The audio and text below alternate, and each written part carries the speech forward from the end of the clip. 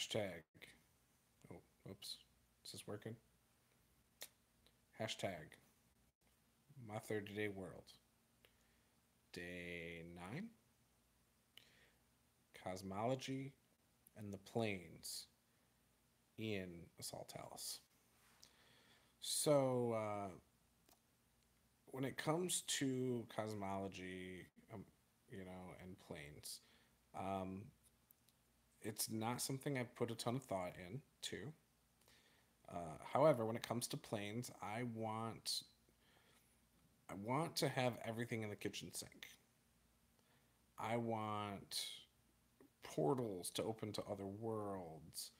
I want, like and they're all magical. Like I want to be able to have, if I want to flip a switch, I want my players to be able to jump from one world to another. Uh, Maybe it's in the same galaxy or whatever.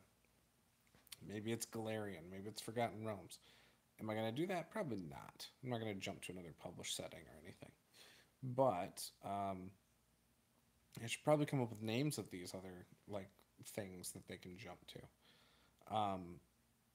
But I mean, I imagine you have something akin to a lot of the D&D stuff, a lot of the ideas of the Feywild and the Shadowfell, and you know just all sorts of things like that.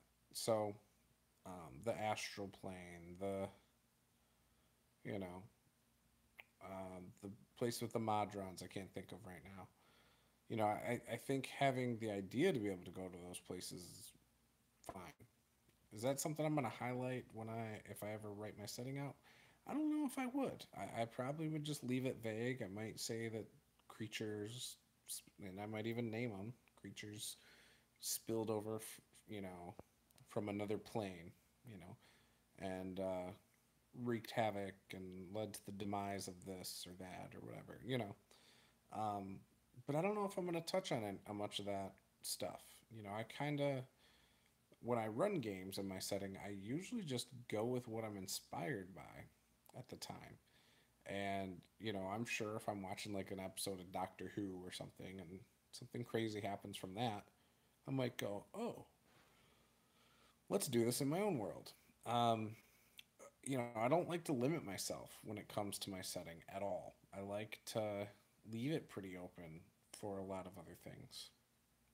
Um, I think that's one of the things I like about most published settings, at least the good ones, is they leave a lot of room for improv and GM inspired ideas.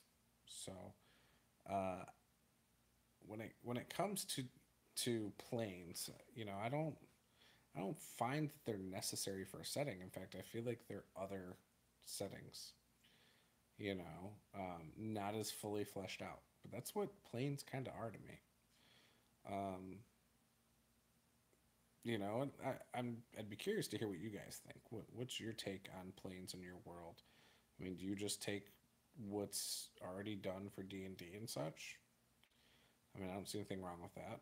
Um, I like the idea of having after, like, when your characters die. I like the idea of having a plane that can be visited to bring their soul back. I do. I have referenced the nine depths of hell for Tiamat. I think it's nine, yeah, something like that. I like that idea. So maybe there's nine steps to heaven. Why not? Why not? Or Shangri La, or however you want to call it. Utopia, paradise. Um, yeah, I don't know. I don't know. Um, Having a realm of darkness and a realm of light, and playing on things like that might be kind of interesting. A water plane, and the um, wind plane, or whatever, might be interesting. I don't know. I've never ran a lot of stuff that's explored extraplanar places. Not that I never will. I still feel like there's a lot of story to tell, especially in my own setting, without going there. Um, but I don't know. I'd love to hear your thoughts on this because this isn't something I've had a lot of conversations with people about before. So I feel like it would be an interesting take. Some interesting things for me to hear from people. Um, have you had a lot of fun with extra planar travels and things like that? I know I had fun when I played From the Astral, which was our gift game. That was a blast. Um, and I thought that was really well done. I could see a lot of other cool things being done like that in other planes. Um, but yeah, I don't know. I never really put a ton of thought into it. So, love to hear your thoughts. And thanks for watching. I'll talk to you guys next time. Peace.